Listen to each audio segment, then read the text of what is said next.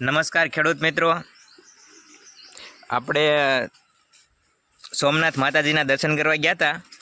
તો રસ્તામાં એક દોસ્તારનો બગીચો છે, ત્યાં ફરવા આવ્યા હતા અને રોકાણા છે.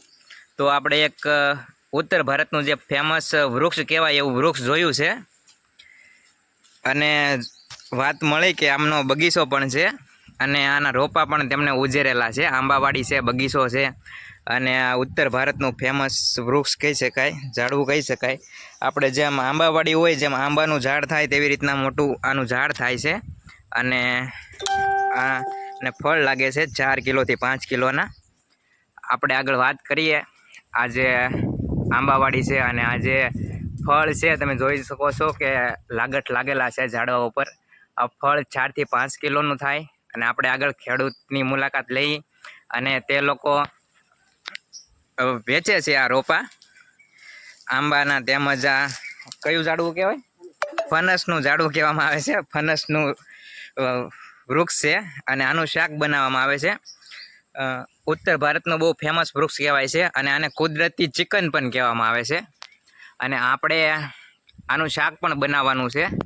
જોઈશું, જો ટાઈમ મળશે તો શાકનો વિડીયો લઈશું બ્લોગમાં. જોઈએ, આપણે આગળ વાત કરીએ ખેડૂત મિત્ર સાથે અને આપણે જોઈએ, બગીચાની મુલાકાત કરીએ કઈ રીતના રોપા ઉજેરેલા છે. 2 વર્ષથી ખેડૂત મિત્રએ આના રોપા ઉજેરેલા છે. લીંબુના રોપા છે, આંબાના રોપા છે, તેમજ આ જે ફણસનું ઝાડ છે તેના રોપા ઉજેરેલા છે. આપણે આ બગીચામાં જઈ અને જોઈએ. જો મિત્રો, આ આંબાનું જેમ ઝાડ થાય તેમ મોટું ઝાડ છે અને આમાં લાગટ ફળ લાગેલા છે.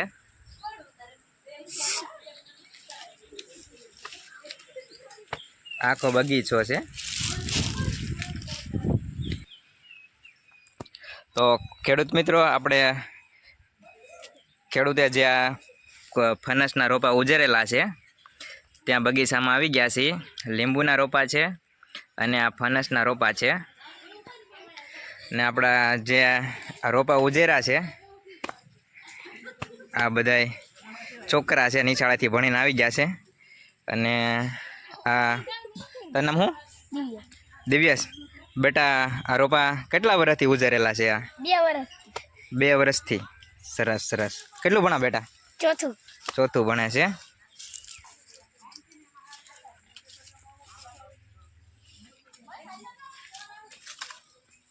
શું નામ કીધું તે બેટા?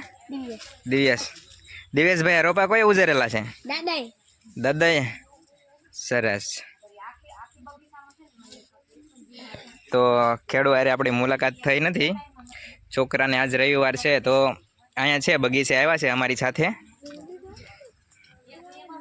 અને એ લોકોએ આ 100 જેવા રોપા ઉજરેલા છે. ફણસનું ઝાડ કીધું ને? હા, ફણસના ઝાડના 100 જેવા રોપા છે. એ લોકો કલમો વેચે છે. તાલુકો કયો લાગે? ગીરગઢડા. ગીરગઢડાની, હા, ગીરગઢડાની આસપાસ કોઈને જોતા હોય તો સંપર્ક કરજો. અને આ આંબાની કલમો છે. આંબાની કલમો. અને અમારી સાથે બગીચામાં અમને ફરવા લાવ્યા છે નાના નાના ભૂલકાઓ. અહીં ભાઈ વાલો ભાઈબંધ, ઊભા રહી જાઓ. સરખા ઊભા રહી જાઓ વાલા.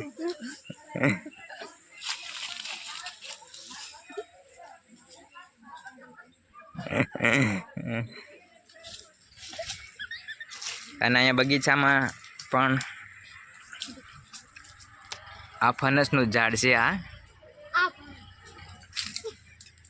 અને અહીંયા જે કલમું છે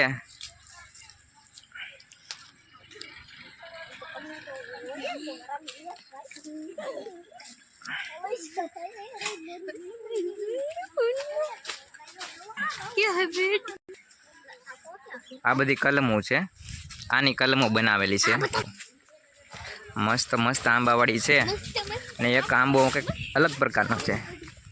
આ આંબાને 4 ગુરખા 100 રૂપિયે કેરી આવે. મસ્ત.